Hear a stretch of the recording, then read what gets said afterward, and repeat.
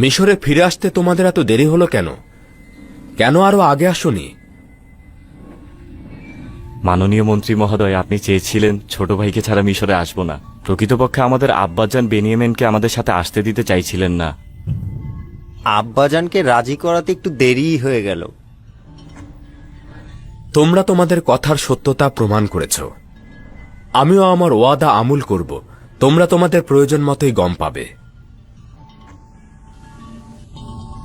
আলী জনাব, একটি বিষয় উল্লেখ করতে চাই যেটা আমাদের কষ্ট দিচ্ছে।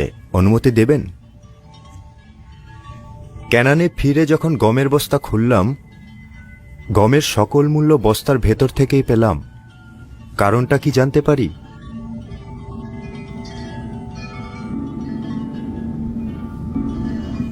আমরা কি কোনো ভুল করেছিলাম যার কারণে আমাদের মুদ্রাগুলো ফেরত দেওয়া হয়েছে? তোমাদের কি মনে হয়? মনে হয় আমাদের পরীক্ষা করা হয়েছে। আপনি হয়তো দেখতে চেয়েছেন আমরা মুদ্রাগুলো ফেরত দেই কিনা।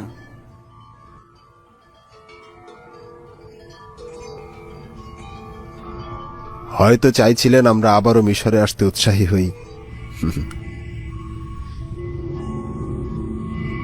আপনি হয়তো আমাদের নিঃস্ব এবং অভাবী ভেবেছিলেন।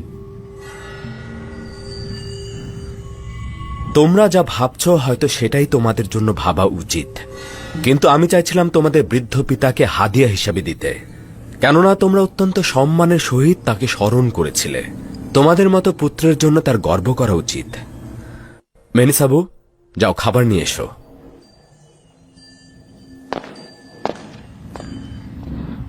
তোমাদের কাছে একটা অনুরোধ করছি, যারা একই মায়ের গর্ভে জন্মেছ তারা মুখোমুখি বসবে।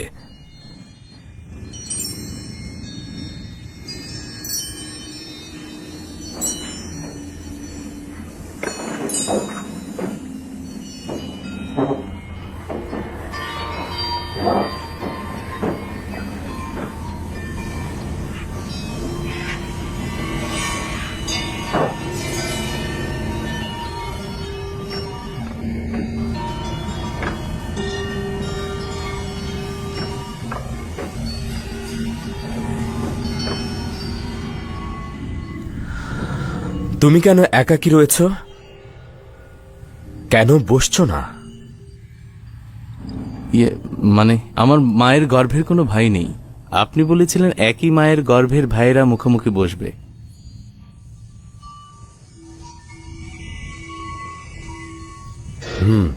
যদি তুমি চাও তবে আমার কিনারায় বসতে পারো।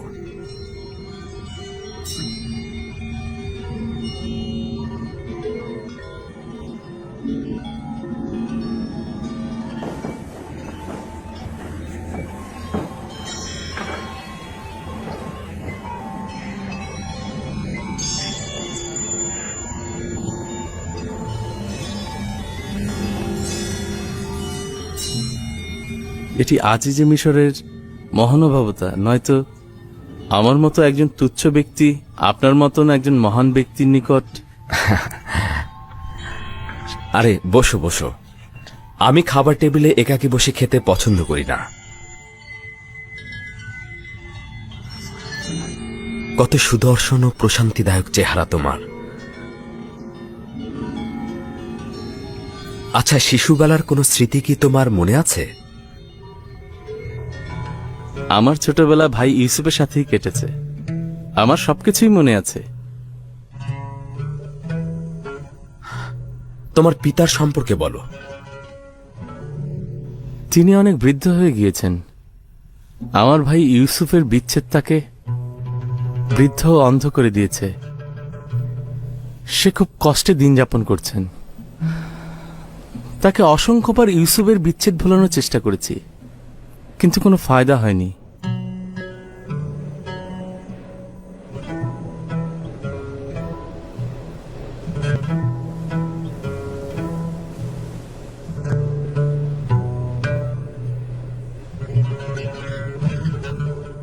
আপনি আমার আব্বাজানের জন্য কান্না করছেন? না, তোমার আব্বাজানের জন্য নয়, একজন একাকী বৃদ্ধ মানুষের বিচ্ছেদের বিরহ ও কষ্টের জন্য।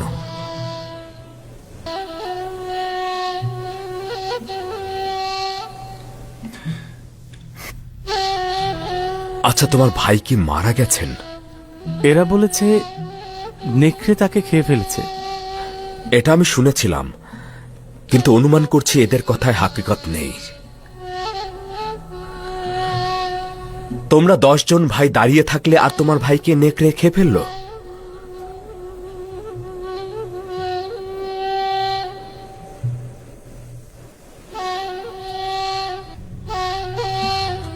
তারা কিছু একটা গোপন করছে।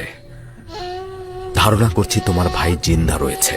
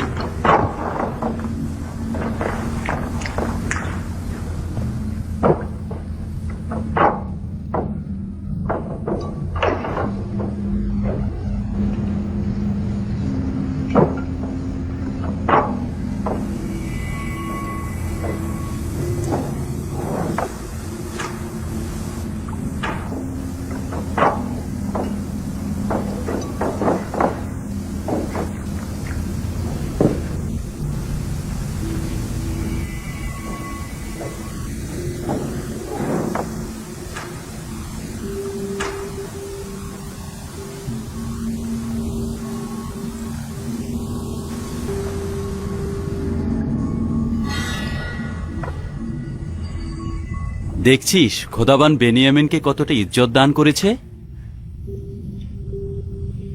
পৌঁছুতে না পৌঁছুতেই আজিজে মিশরের সঙ্গী হয়ে গেছে।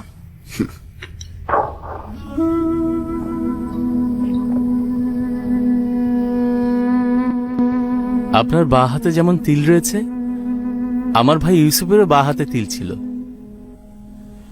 ওই সময় যদিও বাচ্চা ছিলাম, কিন্তু আমার স্পষ্ট মনে আছে। তার চেহারা কেমন ছিল সেটা কি মনে আছে? কেন নয়, আমার পুরোপুরি মনে আছে। আমরা সবসময় একসঙ্গেই খেলা করতাম। যদি তুমি তাকে আবার দেখো, চিনতে পারবে? জানি না, সম্ভবত। তার কি বেঁচে থাকার সম্ভাবনা আছে? যদি আমি তার খবর দিই তাহলে বিশ্বাস করবে? কেন নয়? আজিজে মিশরের চেয়ে কে বড় সত্যবাদী? কথা দাও, যদি ইউসুফকে দেখো তাহলে তোমার ভাইদের সঙ্গে সেটা আলাপ করবে না এবং ইউসুফকে তাদেরকে দেখাবে না।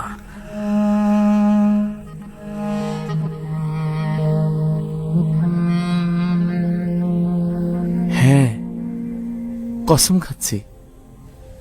শুধুমাত্র তাকে একবার দেখতে চাই আমি। কোনো কথাও বলবো না, কাউকে জানাবও না। ইউসুফ কোথায়? মহান পবিত্র একাত্মবাদী খোদার পয়গম্বরের কসম, তাকে আমাকে দেখান। আপনার কাছে তাগাত করছি। শান্ত হও। আমি কি বলেছি সেটা কি তুমি বুঝতে পারোনি? তুমি সবকিছু নষ্ট করে দেবে, তারা তো সব জেনে যাবে। যদি পারো একটু মৃদু হাসো, যেন ভাইদের দৃষ্টি এদিকে আকৃষ্ট না হয়।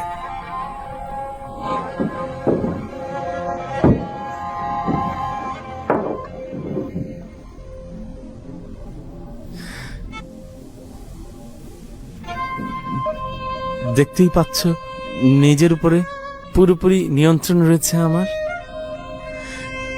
হ্যাঁ, এখন বলো ইউসুফ কোথায়? এখানে রয়েছে। এখানে উপস্থিত ভাইদের মধ্যে একজন তোমার ভাই ইউসুফ।